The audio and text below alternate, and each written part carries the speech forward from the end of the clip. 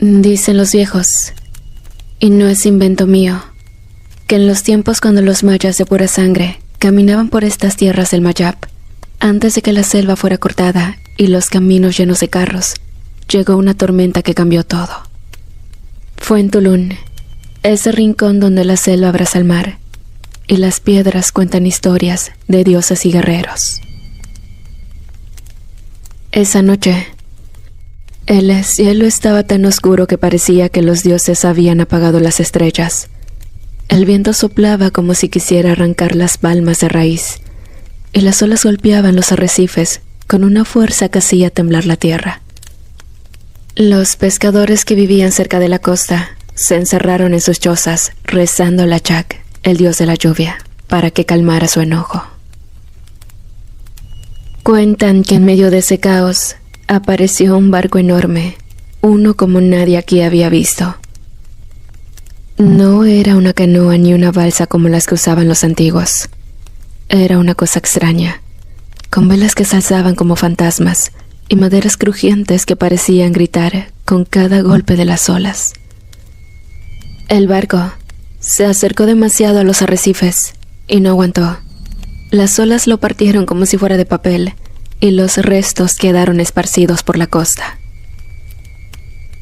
Cuando amaneció, la tormenta se había ido, pero el mar dejó su rastro. Los pescadores encontraron maderas flotando, cofres destrozados y telas extrañas embarradas en la arena. Pero lo que más sorprendió no fueron los restos del barco, sino lo que salió de ellos. Eran 7 mujeres, 7, todas envueltas en mantos oscuros que cubrían su piel pálida como la cera de una vela. No caminaban bajo el sol, esperaron a que las nubes densas de la tormenta bloquearan la luz para moverse. Aún así, se cubrían con sombreros de ala ancha y telas que tapaban sus rostros. Nadie había visto mujeres así. Sus ropas eran de una elegancia extraña, como si pertenecieran a un reino lejano. Oscuras, con bordados que parecían relatar historias en cada hilo. Los pescadores, creyendo que eran sobrevivientes, no dudaron en ayudarlas. ¿Cómo iban a pensar que traían algo más que naufragio y desgracia? Les ofrecieron agua, comida y un refugio en el pueblo. Pero las mujeres no hablaron mucho. Apenas susurraban entre ellas en un idioma que no se entendía, un murmullo que sonaba como si el viento estuviera contando secretos al oído. Y saben, aquella misma noche, las cosas empezaron a sentirse extrañas. Dicen que los animales estaban inquietos, que los perros lloraban mirando hacia el mar, y que las aves se negaban a entrar a los árboles cercanos.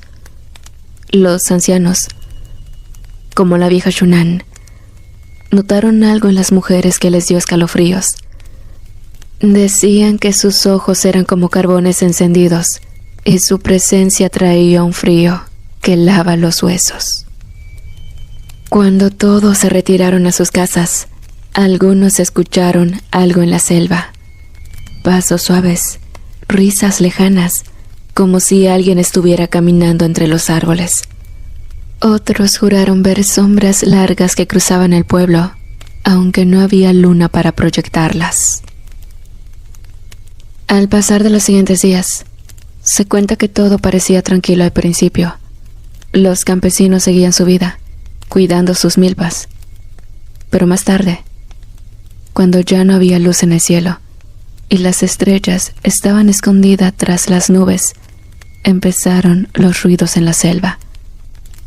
Primero como si algo pesado moviera las ramas, luego como si animales chillaran, pero no eran jaguares ni monos, sino un sonido más agudo, como un lamento, largo y seco. Balaam, un cazador que vivía cerca del templo del dios del viento, salió a revisar sus trampas. Llevaba un arco y su machete, como siempre. Dicen que en la oscuridad del monte se topó con algo que nunca había visto, un venado tirado, pero no estaba comido como lo dejaría un jaguar. No, señor. El animal no tenía heridas profundas ni sangre, nada más 2 agujeros en el cuello, como si algo lo hubiera mordido con cuidado. Y lo peor, estaba seco, sin una gota de sangre en todo el cuerpo. Balán volvió corriendo al pueblo y les contó a los demás, pero muchos no le creyeron. Decían que era cosa de espíritus o que el venado estaba enfermo. Pero luego, más tarde, esa misma noche, otro hombre encontró un pavo muerto de la misma manera, con esos agujeros en el cuello. Ahí empezaron a murmurar entre ellos que algo raro estaba pasando, pero nadie se atrevía a señalar a las mujeres porque no tenían pruebas. Y, además, ¿quién iba a acusar a unas mujeres que parecían tan delicadas? Sin embargo, el susto llegó en la madrugada.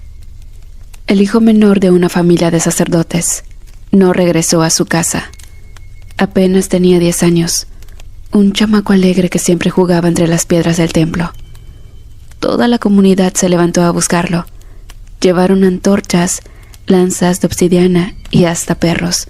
Buscaron entre los árboles, cerca de los cenotes, y nada. Y bueno, cuando salió el sol, lo encontraron en un claro cerca de la selva, tirado boca abajo, y lo que vieron les heló la sangre. El niño estaba igual que el venado y el pavo, seco, sin una gota de sangre. Tenía 2 marcas pequeñas en el cuello, como si algo lo hubiera mordido. La mamá gritaba y se tiraba al suelo, llorando. El papá pedía respuestas, pero nadie sabía qué decir. Fue entonces cuando los ancianos hablaron. Decían que algo oscuro había llegado con las mujeres del naufragio, algo que ni los dioses ni los espíritus podían contener. Y si no hacían algo pronto, la desgracia iba a extenderse por todo el Mayab. El líder Can-Ek, gobernante del pueblo, no creyó que unas simples mujeres pudieran traer tanto miedo. Pensó que eran sobrevivientes de algún naufragio, quizás refugiadas de tierras lejanas. Pero las cosas comenzaron a salirse de control, mucho antes de lo que cualquiera pudiera imaginar. Y es que, comunidad, las muertes empezaron con los animales. Una parvada de aves aparecieron sin vida, con la sangre drenada completamente. Los aldeanos atribuyeron esto a una enfermedad o al desvelo de los dioses, pero pronto se dieron cuenta de que algo más oscuro estaba en juego. Luego la tragedia se volvió personal. Personas comenzaron a desaparecer, dejando detrás solo cuerpos vacíos, huecos, como si la vida les hubiese sido succionada directamente. Y bien, la sospecha recayó sobre las mujeres del barco, pero no había pruebas concretas. Nadie las vio salir del pueblo, ni regresar. Fue Itzamna, un joven guerrero, quien trajo un testimonio aún más inquietante. Contó cómo una de aquellas mujeres había cazado a un jaguar en la profundidad de la selva. No usó armas, solo sus manos. La bestia rugía, luchaba por soltarse, pero ella la controlaba, la dominaba y finalmente la mató. La sangre del felino corría por su cuerpo como si la alimentara directamente, llenándola de fuerza. Y aunque muchos creyeron en el guerrero, los líderes del pueblo pensaron que esa historia era poco creíble. Pero los horrores no terminaban ahí. No solo cazaban animales salvajes, sino que hasta personas. Los cuerpos eran despojados de su sangre en una macabra danza, dejando atrás cadáveres vacíos y sombríos. Los aldeanos murmuraban entre ellos sobre cómo, incluso en las noches más oscuras, se oían gritos en las selvas cercanas, como si algo o alguien se deleitara en la tortura y el dolor ajeno. Can-Ek desesperado por proteger su pueblo, ordenó el sacrificio de esclavos, pensando que el dios Camazotz aclamaría la sangre. Pero los días siguieron y las muertes continuaron. No solo animales caían, ni los sacrificios, sino también los guerreros más fuertes, los ancianos más sabios, personas que no debían desaparecer. Y todos ellos compartían un mismo destino. No había ni una sola gota de sangre en sus cuerpos. Finalmente, fue un guerrero distinto quien relató una escena aún más perturbadora. Durante una cacería nocturna, observó cómo una de las mujeres emergió de las sombras, su rostro iluminado por la luna. En silencio absorbía la sangre de un venado que yacía indefenso, sin el más mínimo movimiento en su piel. La violencia y la calma con la que lo hacía eran insoportables. Lo peor era que al terminar, ni rastro de la presa quedaba. Todo se desvanecía como si nunca hubiese ocurrido. El pánico se adueñó del pueblo. Ya eran 2 guerreros cazadores que contaban lo mismo. Los aldeanos comenzaron a sospechar, a murmurar entre ellos sobre las mujeres misteriosas, quienes nunca parecían envejecer, quienes jamás sufrían heridas ni mostraban cansancio. No obstante, nada había ocurrido hasta que otro sacerdote perdió a su esposa de una manera brutal. La mujer había ido para buscar agua en un cenote cercano y había desaparecido.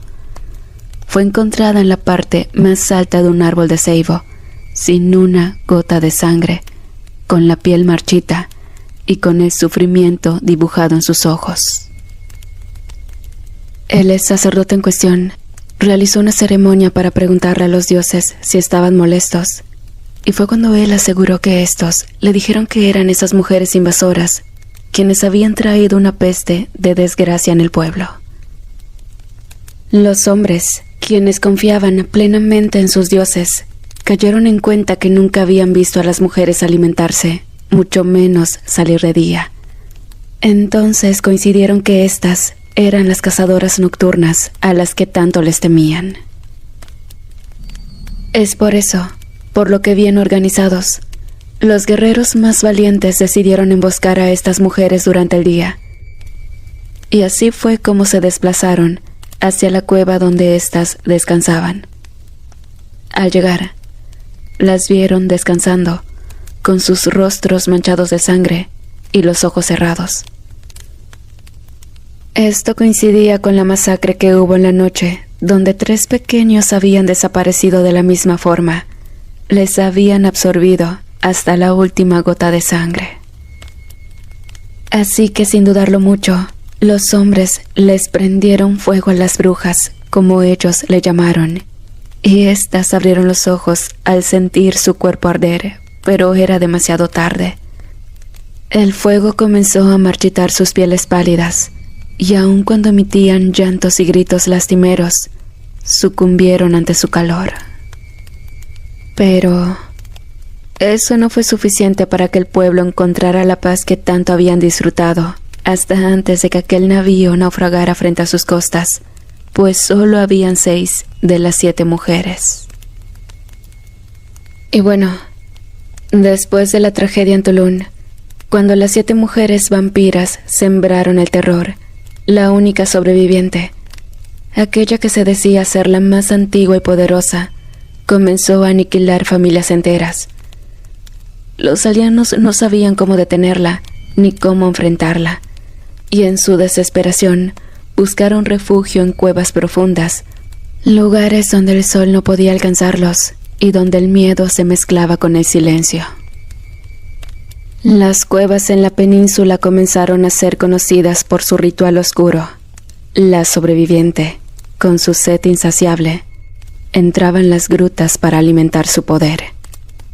Los hombres, al caer la noche, cubrían las bocas de la caverna con enormes piedras y encendían hogueras para mantener alejadas las sombras, pero sus esfuerzos eran inútiles. La vampira siempre encontraba una forma de entrar, siempre encontraba una grieta o una rendija por la que colarse. Y saben, dicen que en las paredes de algunas grutas quedaron marcas de maíz. Al principio, los aldeanos llevaban pequeños cultivos, dejando ofrendas para calmar a la oscura presencia. Molían el maíz en silencio, rezando para que el espíritu vengativo se saciara.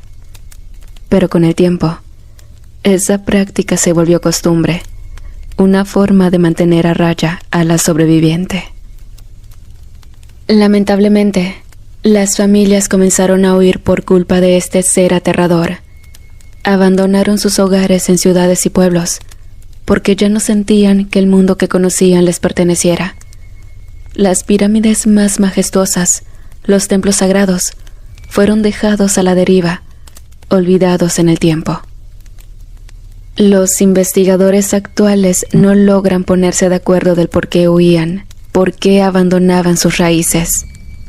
Hasta hoy, nadie, bueno, salvo yo, sabe la razón real detrás de esos éxodos masivos. Los pueblos se vaciaban uno a uno, ya sea por ser presas de la furia de la vampira o buscando un lugar donde vivir lejos de esa maldición. Las llamas de las hogueras aún danzaban en las cuevas, pero los hombres comenzaron a temerla hasta sus sombras. Incluso se cuenta que los asesinatos, hasta entre familiares, fueron en aumento, pues la desconfianza creció como un mal que le llega a todos, uno por uno, sin excepción. Fue en un pueblo cercano a las ruinas de Uxmal donde ocurrió una de las tragedias más grandes. Los aldeanos, desesperados por proteger a sus familias, se refugiaron en la pirámide más alta. Cerraron cada entrada con piedra y barro, sellando cada paso. Pero, aunque los muros eran altos y las puertas sólidas, la vampira los encontró. La voz helada de su risa resonó en los muros, un eco que penetraba los corazones, y llenaba de pavor a todos quienes la escuchaban. Y es que dentro de la pirámide, los hombres y mujeres rezaban, implorando a los dioses por ayuda. Pero el poder de los dioses parecía ausente, imponente ante el mal que venía con la noche. Las huellas ensangrentadas de la vampira aparecieron en las paredes de la pirámide, marcas que nunca fueron borradas, y aunque se intentó restaurar los templos, nunca regresaron a su esplendor anterior. La sombra de la sobreviviente continuó acechando, incluso después de su muerte. O al menos, eso es lo que cuentan los más antiguos. Algunas ciudades fueron completamente abandonadas, sus habitantes llevados por el terror hasta lugares tan lejanos como Xcaret o Calakmul, donde los guerreros más valientes y sabios intentaron organizar la defensa. Sin embargo, incluso allí, el miedo era respirable.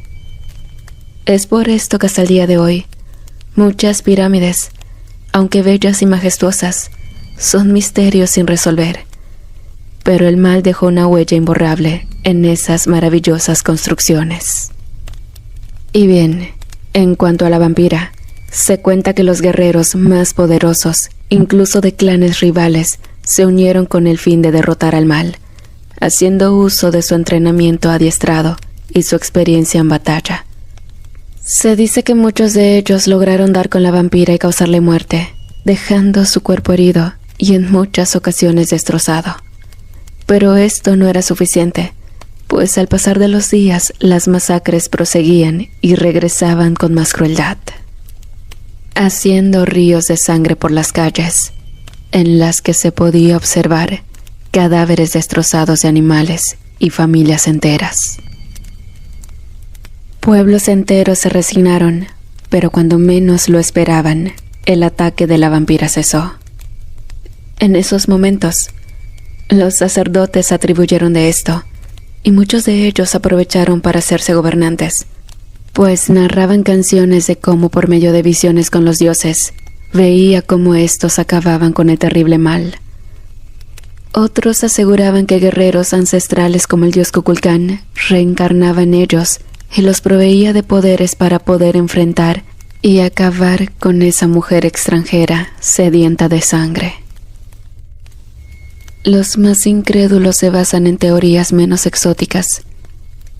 En los encuentros entre guerreros se contaba que posiblemente la mujer se había ido hacia su verdadero hogar después de cumplir con la venganza por el asesinato de sus hermanas.